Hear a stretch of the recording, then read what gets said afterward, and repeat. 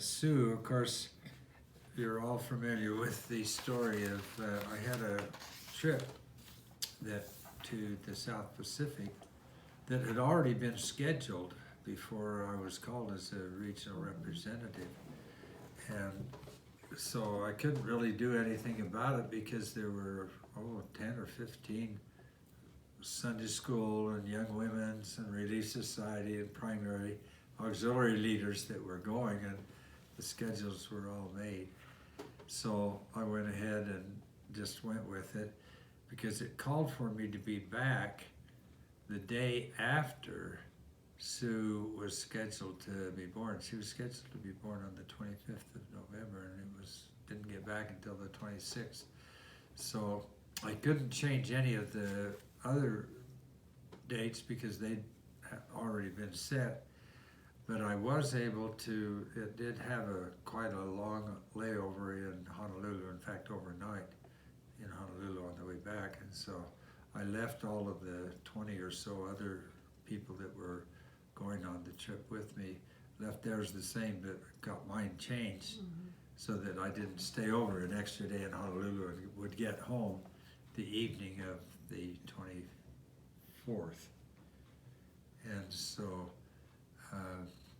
anyway, there's a whole long story, wouldn't take time, but I ran into a whole series of Sues along the way. The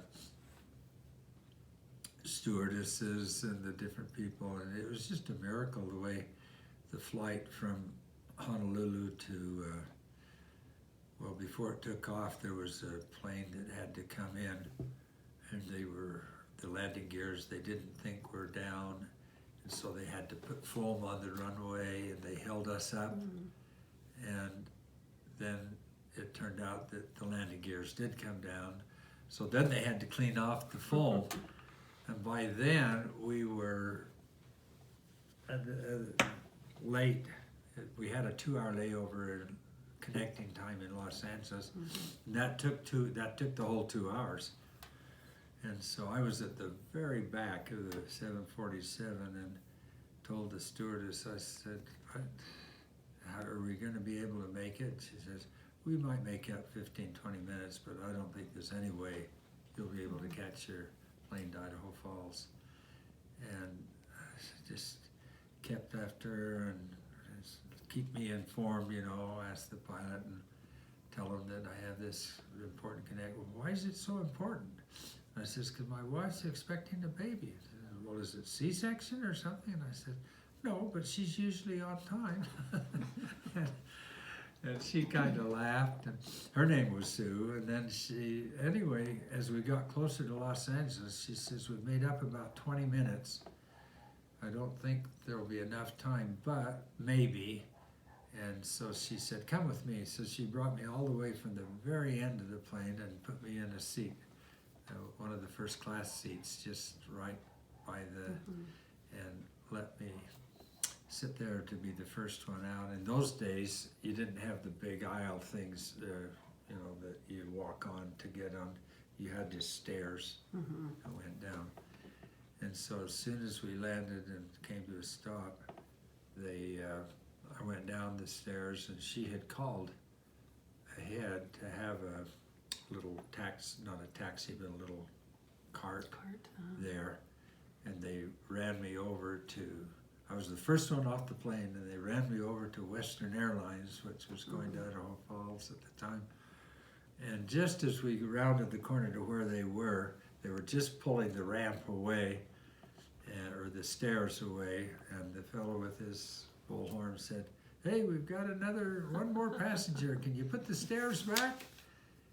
So then they did. They put it back, and I went running up the stairs, and I was obviously the last one on the plane, but I got on, and the stewardess says, boy, that was close. And I said, yeah, it's really important that I get home. Why is it so important? Oh, my wife's going to have a baby tomorrow. Oh, really? And we went through the same thing, and it turned out her name was Sue also.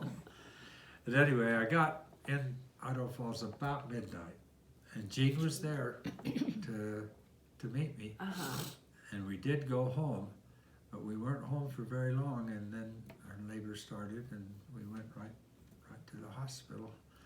So we had planned on naming Sue after Grandma Susan Burnett Brunt, who was just such a faithful person. Lost her husband when they had 6, 7 children, and he got killed in a mining accident. And they were all small at the times, but anyway, she just overcame a lot of adversity and stuck with it and was just faithful to the end. But having these other Sues along the way, there were 3 of them. I can't remember who the third one was, but anyway, so Sue came right on schedule. Yeah, our Thanksgiving baby, she really was born on her due date, I think, which was unusual to be that exact. But she came with the most beautiful head of dark hair, curly, and it was really fun. Every time the nurses would bring her in for feeding time or to spend time with me, they had styled her hair in a different way. Each nurse had fun just creating a cute little hairstyle on this darling baby. So that was fun. She made quite a hit in the nursery there. And her hair continued to be a special feature as she grew, and it sometimes got a little bit wild. But we sure enjoyed our beautiful Thanksgiving baby. And one story I remember, when she was maybe 4 or 5 years old, we had a activity. The Parsons family were living in Pocatello at the time, and so they came up on a day off, or summertime, I guess. Yeah. And we planned to go out and have a little outing at the Craters of the Moon. I remember that. Do you remember that, Yes. Jane? It was such a hot day, wasn't it? And windy. And windy. But the whole day we were just hiking over these trails just covered with the black lava rock and up and down hills. And we have some fun pictures we should add to that. But it was such a fun day, and we'd picnic there, and we're hot and tired, and at the end of the day going back to the car in the parking lot, and I was holding Sue's hand, and we were walking across the gravel and heading to the car, and she's pulled her hand loose. Oh, wait, look! And she pointed down at the ground. What is it, Sue? What did you find? A rock. Spent the whole day with millions and billions of rocks, and she found a special rock. So that was really kind of fun. That's fun.